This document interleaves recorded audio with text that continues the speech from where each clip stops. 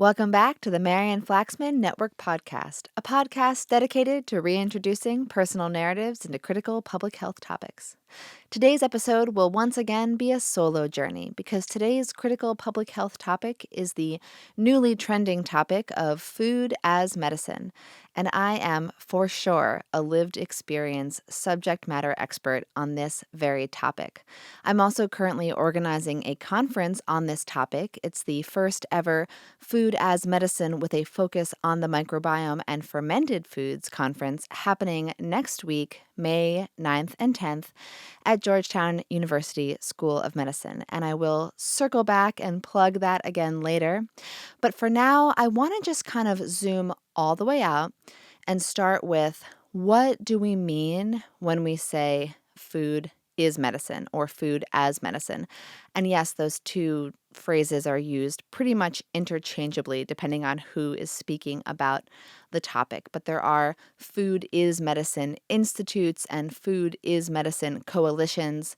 But I usually say food as medicine. What food as medicine means is that we're trying to integrate healthy foods into the healthcare system. So it's kind of going beyond the concept that food is just a way to nurture and keep yourself well, and it's acknowledging the role that food plays in the prevention, onset, and potential reversal of many chronic diseases. When COVID hit, obviously everybody felt terrified, right? There was this new pandemic. We didn't understand it. It was a moving target. And no one likes to think about a virus taking over their body and potentially ending their life. And of course, it has been a terrible pandemic, and many people have died and gotten very sick as a result. However, in this country, even when we compare it to things like COVID and other devastating contractable, contagious illnesses, diet-related disease is still killing more people.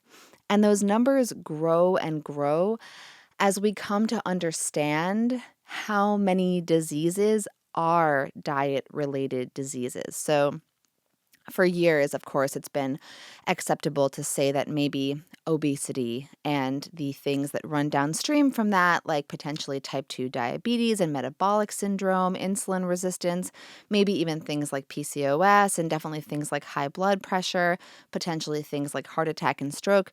We've had a somewhat conversation about those being diet-related diseases, but the more we learn about the role of nutrition and how nutrition impacts not only our body weight and our energy levels, but also our mental health and our ability to stay well and fight off infection, and really everything, so many things.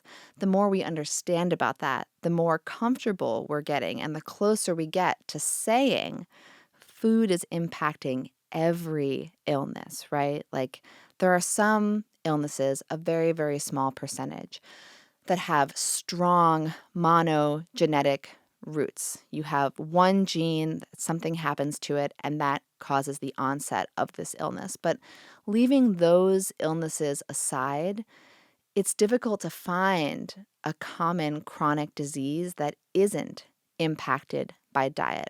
But that's still something that we're just beginning to get comfortable talking about. So within the food as medicine space, as it currently exists, as we are working with legislators, speaking with them, advocating, asking them to allocate more funds to use things like Medicare and Medicaid to pay for things like produce prescriptions or medically tailored meals. Generally speaking, right now, that landscape is still focused on many of the illnesses that would have more commonly been understood to be impacted by diet or to require changes to the diet. So, for example, type 2 diabetes is a common one where right now in some states, in some pilot programs, there are things in place where if you have type 2 diabetes and you're covered by Medicare or Medicaid, you may be able to receive a produce prescription or even a prescription for medically tailored meals. And there is a growing body of evidence that shows that people who receive those meals have better outcomes, have better quality of life, and also reduce their usage of subsequent healthcare and thus reduce their healthcare costs. So again, zooming out, taking a little bit of a step back, there are multiple justifications for why we can and should move towards a food as medicine system within our healthcare system, whatever that means. Our system is so fragmented that we don't really have one system of care. But maybe even just talking about things like Medicare, Medicaid, and the VA, and also looking at private insurance companies and saying, hey, do you want to save some money? Do you want to improve quality of life, quality of care, and health outcomes? So one of the arguments for using food as medicine is like a basic human decency argument. That argument being people deserve fresh, high quality food. And especially if you know that their diet is making them sick, you should do something about that.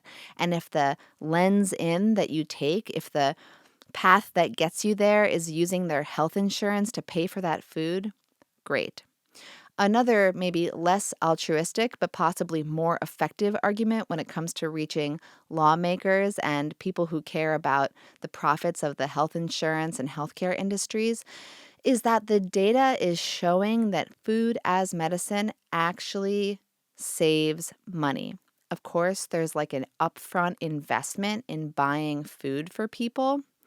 But the long-term results, especially if we can kind of get at the prevention side of this and start doing food as medicine for low-income children with multiple chronic illnesses, something like asthma, eczema, allergies, and obesity, if those kids who are being served by Medicaid can be eligible for produce prescriptions and medically tailored meals, the long-term cost savings could, of course, be huge. But right now, looking more narrowly at programs like Medicare, if you're feeding seniors well, if you're feeding them healthy, delicious, palatable meals that aren't overly processed and aren't too high in sodium, you're bringing down their blood pressure. You're reducing their dependence on insulin, which we've all heard is very expensive, right? And instead of just writing laws that cap the price of insulin, which of course is a wonderful thing as well and has a great equity and ethical reasoning behind it, why not also reduce the average older type 2 diabetic person's need for insulin by providing them with high fiber, moderate protein, healthy fat, moderate carb, nourishing meals that don't spike their blood sugar and don't cause them to require an injection of insulin, right? So number one argument, through my perspective, of course, is just a human decency and equity lens. Let's all have access to healthy food. But a really compelling argument, and the one that you can more easily access through data and then take that data to lawmakers and businesses, is the one where over time you see a cost savings when you use food as medicine, which again is not just like this blanket statement, eat healthier. It's getting more granular. It's getting more specific than that. It's saying, here's a list of illnesses that we now know from the literature, from scientific research, respond when treated with diet. Here are illnesses that we understand to be driven predominantly, forcefully, by diet. And here's how we can shift them and change them using food as medicine, not just food as food. And food as food, by the way, is very powerful, right? There's a lot that you can do and change and improve in someone's life by just mindfully, consciously, and with joy and with pleasure improving the food that they eat, the quality, maybe altering the quantity a little bit, improving the nutrient density. You can do a lot with just joyfully food as food interventions. But when we talk food as medicine, it's getting a bit more specific, and it's also mindfully integrating food into the healthcare system. Okay, so why am I a lived subject matter expert on this? Lived experience expert, right? Not a skinny expert, not someone who just likes the idea of cost saving and wants to push this idea. My life has been changed by food so many times. I mean, my life revolved around food when I was a kid. I had a lot of eating issues. I had some compulsions around food. I definitely was addicted to sugar. I can remember, like, saving up my allowance to buy sugary cereal and gummy candy at those like bulk bins at the mall. That was, pinnacle. Peak childhood for me was taking $10 to the bulk candy store and just loading up a bag with what I now consider to be literal poison, but at the time was just a drug and a joyful, fun drug and a rebellion because my parents were like, candy's bad. And they were right. Shout out to mom and dad. It's terrible. But I was a kid and I wanted that delicious, delicious, sweet drug.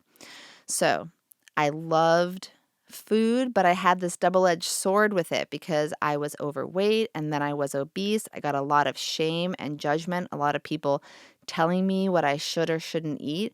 I also had chronic stomach pains and I felt sick every single morning. There are a lot of memories that are encoded in the fabric of my childhood story. You know, when you have that like playback of your childhood where you see those core key memories that defined it. A lot of them for me involve feeling sick. I remember one time I was hanging out with friends and everybody's having a great time. And then my stomach just hurt so much. And stomach aches are embarrassing because they bring up things like farts and poop. And as a young girl, you don't want to tell your friends that there's something happening in your body that might make them think about farts and poop. So you just can't talk about it. You just feel sick, or you tell them, I'm just not feeling well. Or you might even just say, like, I feel like I might throw up, because for some reason that's less embarrassing. But it was always there. It was always threatening me. And if you don't think that that impacts someone's quality of life, you're wrong. If you've never experienced chronic illness, so you don't know what it's like when every single aspect of your life is defined by wondering if your illness is going to show up any moment and ruin the day and totally take you out of the experience of being present and engaging with your friends and your life and your peers, it's debilitating, right? And I did a lot of great fake it till you make it throughout my childhood. I was super social and outgoing. I was like definitely class clown. I was the kid that was always getting, sent to the other table because you're talking too much. No one is surprised to learn that.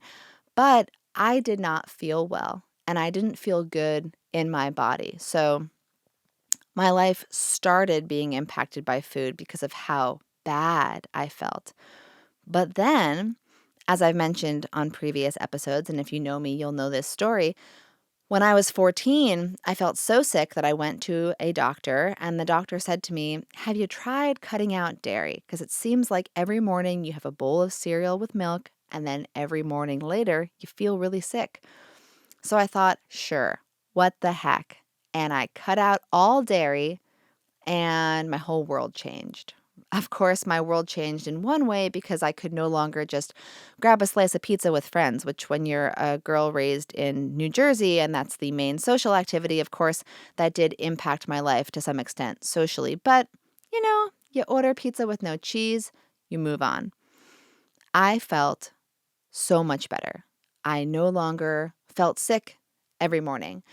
My stomach didn't cramp up. It wasn't always threatening to attack me all the time. And I magically lost like 60 pounds in a period of about 3 months. I went from obese to normal weight without exercising, without counting calories, without obsessing over food. That would come later. But in this first instance where all I did was change one thing about my diet, which of course ended up changing 100 things about my diet, right? You can't go out for ice cream. You can't get pizza. You can't eat that. You can't eat that. You have to read labels. You have to think about it. It changes the way that you interact with food. It can't be mindless. It made me more mindful. But I wasn't particularly eating healthy. I certainly wasn't having big salads for every meal. I definitely wasn't getting enough protein. But just cutting out dairy took me from obese and sick every morning to normal body weight and feeling fine. And then I had some other issues. part of my issue, part of the reason I couldn't digest dairy was that I had this long-term childhood history of antibiotic overconsumption. Just like my body was severely, I just have to say, abused with antibiotics. It wasn't understood at the time that that's what was happening. But these days, the amount of antibiotics that I was prescribed would be considered irresponsible, bordering on criminal. And I have records of it, and it's a lot. So here I am today. We won't dive deeply into the antibiotic conversation, but it does play a critical role because the overuse of antibiotics has impacted our microbiomes as a culture, which have impacted how we're able to digest and assimilate food and makes us more susceptible to certain diet-related illnesses because we need microbes to be our partners in food digestion, assimilation, and also nutrient synthesis. And a lot of nutrient deficiencies that become more common now, things like B12 deficiency, wouldn't occur if we had really robust microbiomes that could synthesize those nutrients for us. But in my teen years, I then became obsessed with food. It was like, oh, well, if changing one thing in my diet could completely change my body, then what if I changed everything in my diet? And I got obsessed with food, and I could still probably tell you the calorie count and nutrition label of like almost every product on the shelf because that's just what a teenage brain can do when it becomes obsessive, is just catalog all those things. So once again, food became troubling for me, and I didn't really understand. I didn't have the framework or the language the way that we do today. There was no, for those who understand what this means, the NOVA classification system. There is now a research group in Brazil that developed a classification system for the processing of food. They call it the NOVA classification system. And it's a way of saying whether a food is highly processed, ultra processed, normal level of processing, like somebody could have cooked it at home, or unprocessed, right? Like an apple in your hand versus a Twinkie. We got ultra processed on one side of that spectrum and unprocessed on the other. Well, when I was 16, 17, there was no NOVA classification system and there was no conversation about ultra processed foods. It was just dairy-free or not dairy-free. And then I became vegan. So if anything was vegan, it was, as far as I was concerned, play ball, right? So I would get up in the morning and I would eat like a super processed protein bar that came in a wrapper, and God knows what kinds of chemicals were infused on that wrapper to make sure that it didn't stick to the bar, right? One of those things that we don't usually think about when it comes to our food supply. And then I would go to school and I would have some kind of processed, like high sodium, just slurry of chemical type soup for lunch, but it was vegan. And then for dinner, I would have like, some bread product with like a super processed, probably genetically modified, ultra GMO, probably super hydrogenated oils in there, like veggie burger. And that was my life, was just this just long line of ultra processed foods. I was a vegan, but I was not plant-based. You know what I'm saying? And so once again, I started to not feel so well. I didn't put on weight, but I didn't feel very well. And suddenly I had eczema, skin rashes, my eyelids were itchy, and that my head was itchy, and my brain was pretty cloudy. I suddenly had depression and anxiety, and some said ADD, although I was never formally diagnosed with that, but I was medicated. So here I was now, a teenager, given antidepressants and ADD medication and sent off to college. And I was like, how am I supposed to do life? Once again, I don't feel well, but I'm eating dairy free. I'm eating vegan. What am I doing wrong? And I got a little bit better. I learned how to cook. I heard about this thing called the anti-candida diet, which was this idea that you might have an overabundance of a fungus called Candida albicans in your gut if and especially if you've been taking too many antibiotics. Once I learned that information, I started thinking, maybe this is why when I eat sugar, I feel itchy and bloated and moody, and I had a yeast infection at one point, and it all kind of came together. Once again, the only option for me, the only medicine was food. Food was my medicine. I figured out how to cook. I started making myself quinoa pasta and steamed broccoli with raw garlic covered in olive oil. I was eating raw almond butter by the spoonful. I was not consuming any sugar, any refined carbohydrates. And suddenly I could think. And suddenly I didn't need the ADD medication and I didn't need the antidepressants. I just felt better, calmer in my body, you know? Not everything healed magically overnight, and that diet was really hard to maintain long term. I remember at one point my mom was teasing me because she said, oh, well, if you're going to eat this way forever, like at your wedding, we're going to have like a raw carrot cake with a hummus frosting. And I was like, that's not funny. Don't worry. At my wedding, I had a real cake, but it was gluten-free and vegan and top 10 allergen-free. But it's very, very difficult to maintain that kind of a diet long term, especially when you're 18 years old, right? So the next phase of my life, learning about food as medicine, was when I gave birth to a baby at age 19, and she was rashy. She had eczema, she was fussy, she had gastrointestinal distress, there was mucus in her stool, which when you're changing a baby's diaper and it's just full of blood and mucus and you're a 19-year-old first-time mom, that's terrifying. And once again, what happened? I learned that the only medicine was food. Food was our medicine. I changed my diet. I went on a full allergen elimination diet, and all of her skin rashes cleared up, and all of her fussiness went away. All of her gastrointestinal distress went away. And there I was, feeling better than ever again. I've got my baby. She's doing better. I'm doing better. And what changed it? Food. It was as simple as that. However, it wasn't because I had a doctor that was supporting me and guiding me and prescribing food as medicine. There was no support. There was no guidance. There was no narrative for this in the medical system. It was just me lone wolfing it out on the streets, being like a weird teen mom that everybody thought was crazy. It's pretty much been like decades of me saying, hey guys, I learned this thing. What you eat changes everything about your life. And people turning to me and going, I don't know, my doctor said that my diet doesn't impact these symptoms, that this disease is separate from diet. That's nice for you that your diet helped you, but my disease is not impacted by diet. And suddenly, today, here we are, it's 2024. I am 20 years out of high school. I am 20 years from when I really started to dig into, wow, what I eat changes everything about my life. It's not just weight. It's not just I was obese and now I'm not.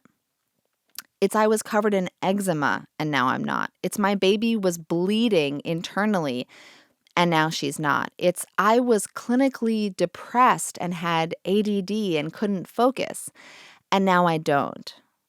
That's the power of food, right? That's food as medicine. And I'm not alone. I know hundreds of people who have similar experiences.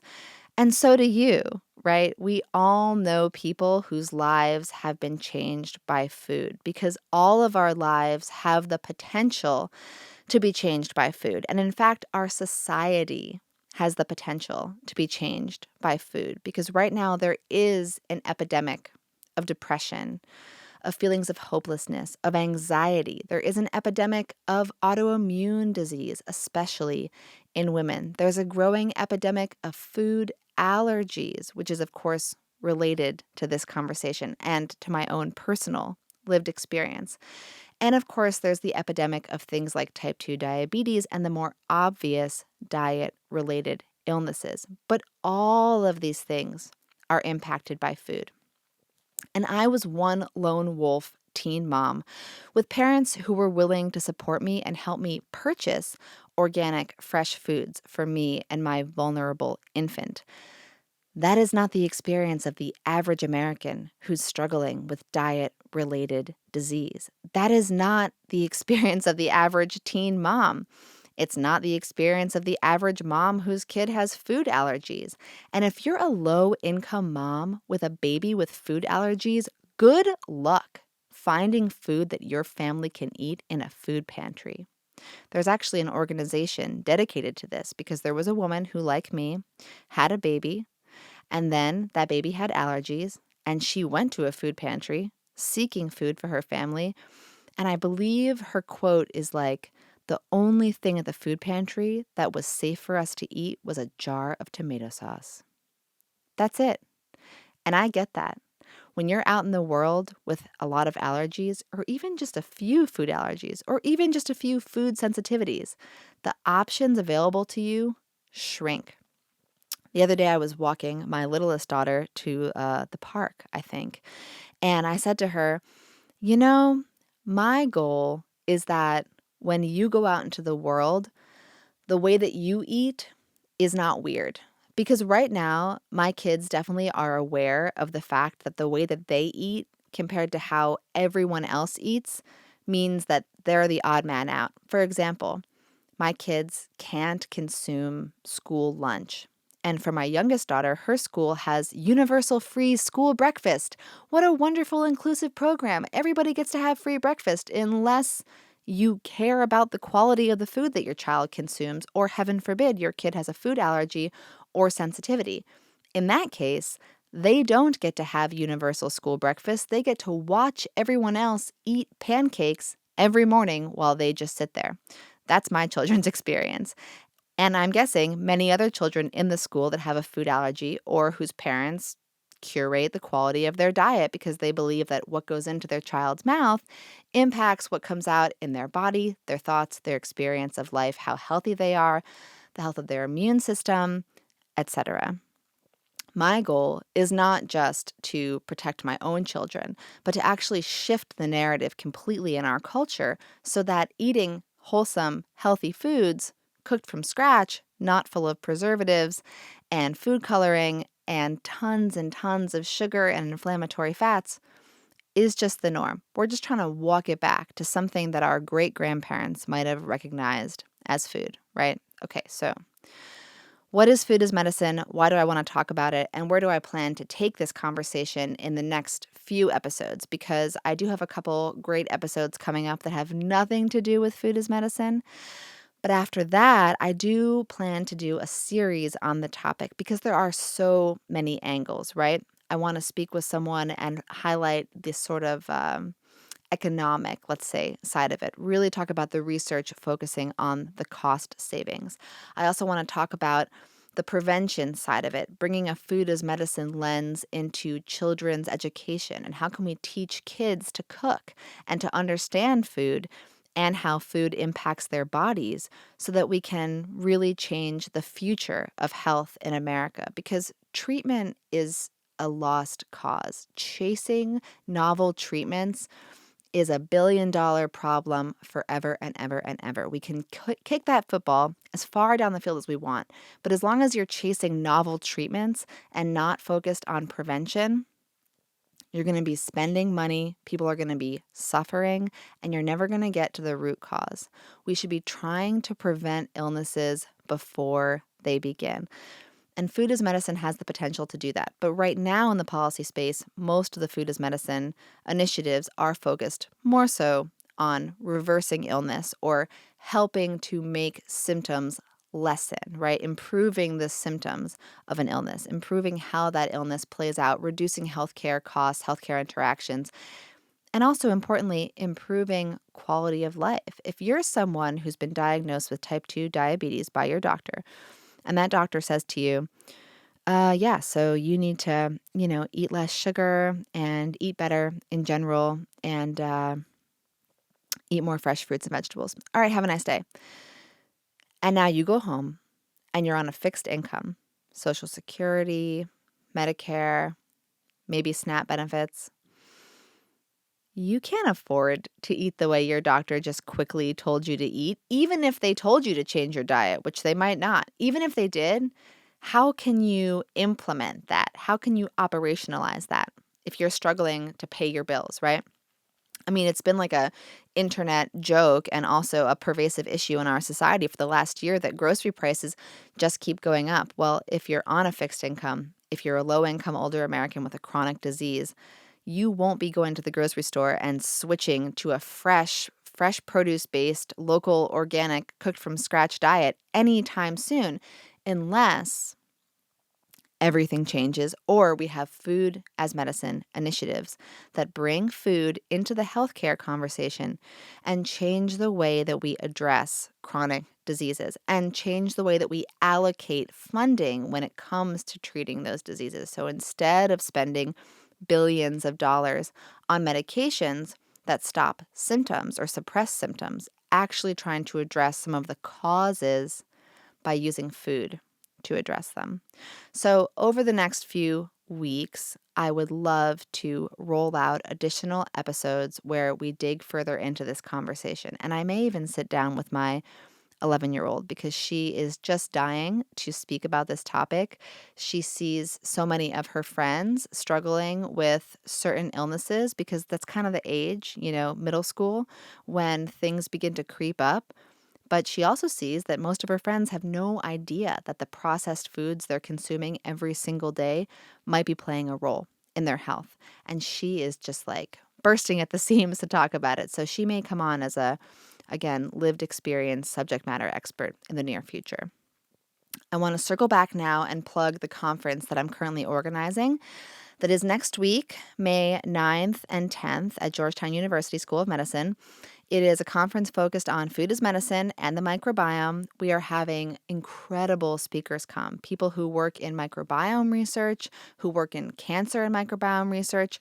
We have nutrition researchers. We have people working right at the intersection of diet and the microbiome. We have speakers like me talking about the role of nutrition and the microbiome in the presentation of food allergies. And we have chefs and food educators speaking about the importance of teaching kids how to cook and how we can change society entirely to change the way that we view food and the role that it plays in our health and well-being. So I hope that if you're interested, you can find a link below this episode to get tickets. It's totally free to the conference. You can attend in person or online. I would love to see you there. And I cannot wait to continue this food as medicine conversation in a 5-part series where we will discuss all the different avenues and angles. What is food as medicine? Why is it important? What issues are on the horizon for this movement? And what role can all of us play in integrating food into healthcare, health, and well-being? So, thank you once again for listening to the Marian Flaxman Network podcast, a podcast dedicated to reintroducing personal narratives into critical public health topics such as this one. As always, this episode was produced by Brain Trust Productions and sponsored by Informed Solutions Consulting. Thank you so much for listening, and I will see you next time.